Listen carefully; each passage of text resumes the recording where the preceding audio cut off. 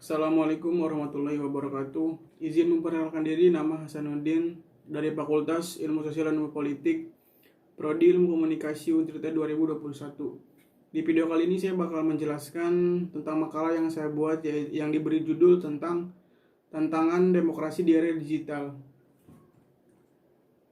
Yang dimana daftar isinya sendiri terdiri dari daftar isi, bab 1, pendahuluan, latar belakang, rumusan masalah, tujuan masalah, bab 2, pembahasan kajian teori pengertian demokrasi, macam-macam demokrasi, macam-macam pilar demokrasi, arti dari pilar demokrasi, dan tantangan demokrasi di era digital, bab 3, penutup, kesimpulan, dan daftar pusaka.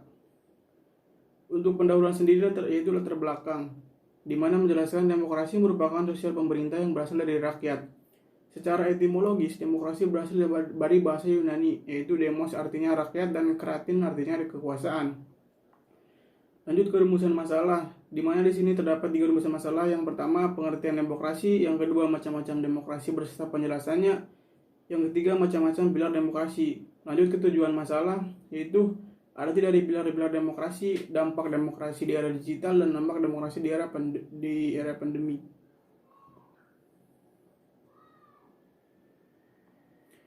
Lanjut ke pengertian demokrasi, yaitu demokrasi adalah bentuk pemerintah di mana warga negaranya memiliki hak yang sama terkait mengambil keputusan yang dapat mengubah hidup mereka.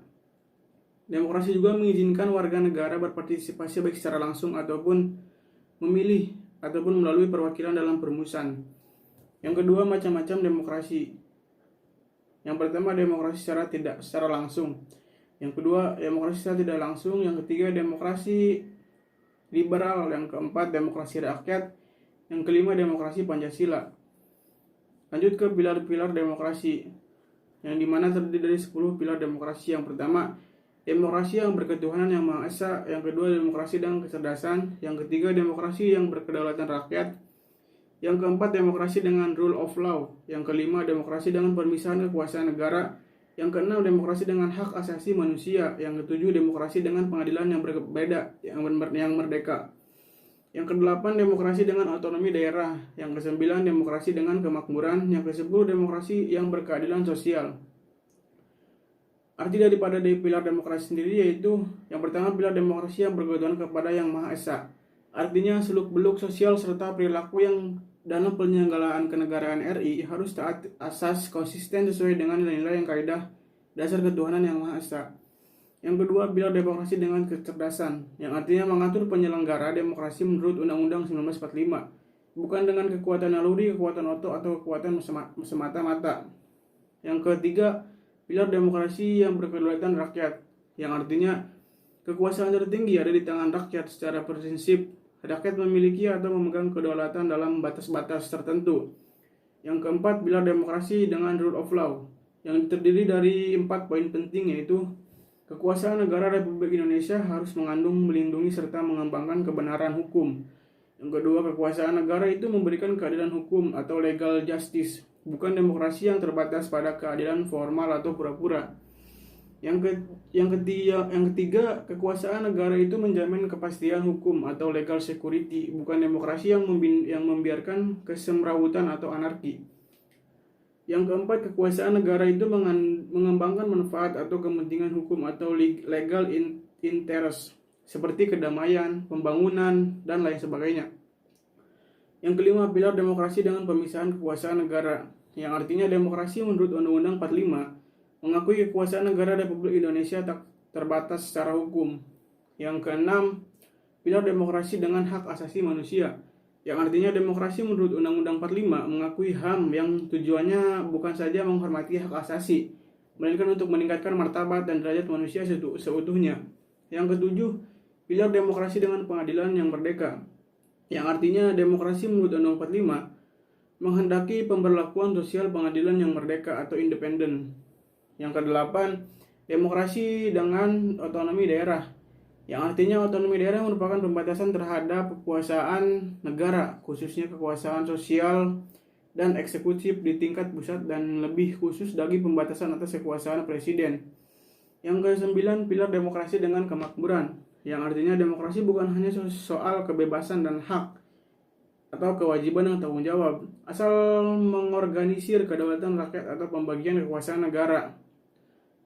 Yang ke-10, demokrasi yang berkeadilan sosial, yang artinya demokrasi menurut Undang-Undang 45 menggaris keadilan sosial di antara berbagai kelompok, golongan, dan lapisan masyarakat.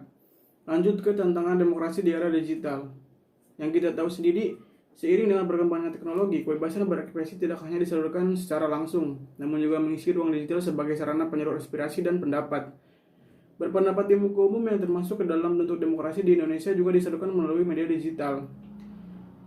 Media sebagai penyedia informasi menyediakan berbagai macam layanan. Masyarakat berkesempatan untuk mendapatkan informasi secara lebih sosial dan biaya yang minim.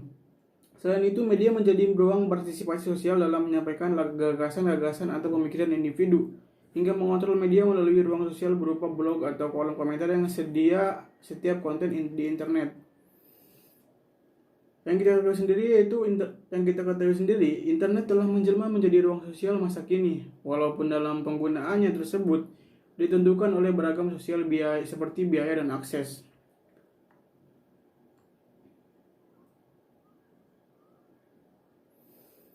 Kebebasan berpendapat di ruang digital saat ini telah banyak mengganggu stabilitas politik dan demokrasi. Demokrasi saat ini telah melanggar batas wajar. Pasalnya, banyak dampak kebebasan berpendapat berpusat pada radikalisme, sekterianisme, terorisme, bahkan bertentangan dengan sosial Pancasila.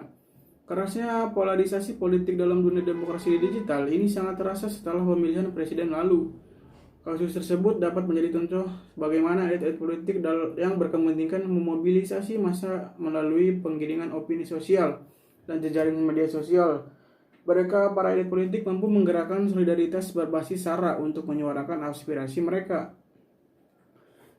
Bab 3 penutup.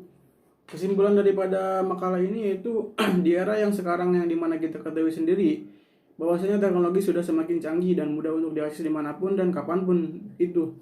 Begitupun dengan demokrasi di Indonesia yang dimana sekarang ini demokrasi Indonesia diuji dengan hadirnya era digital. Era yang dimana segala bentuk teknologi diformat menjadi digital.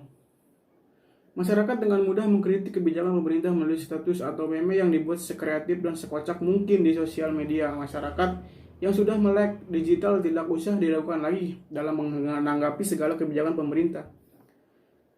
Bayangkan saja, menurut survei, Indonesia memiliki lebih dari 70 juta orang pengguna smartphone yang bisa mengakses sosial media seperti Twitter, Facebook, Instagram, WhatsApp, dan lain sebagainya. Yang artinya setiap kebijakan pemerintah sangat mudah untuk dikritisi melalui wahana sosial media tersebut. Oleh karena itu, di era digital sekarang, tantangan demokrasi itu sendiri kembali kepada diri kita sendiri. Yang dimana kita mempunyai dua pilihan. Yang pertama, kita harus bisa memilih apa yang seharusnya dikritisi daripada kebijakan pemerintah tersebut. Yang kedua, apakah kita akan ikut-ikutan dengan khalayak dunia maya dalam mengkritisi segala kebijakan pemerintah tanpa kita ketahui apa maksud dan tujuannya. Oke, mungkin cukup sekian video dari saya tentang pemaparan makalah yang saya buat, yaitu tentang tantangan politik, tantangan demokrasi di era digital. Sekian, terima kasih. Wassalamualaikum warahmatullahi wabarakatuh.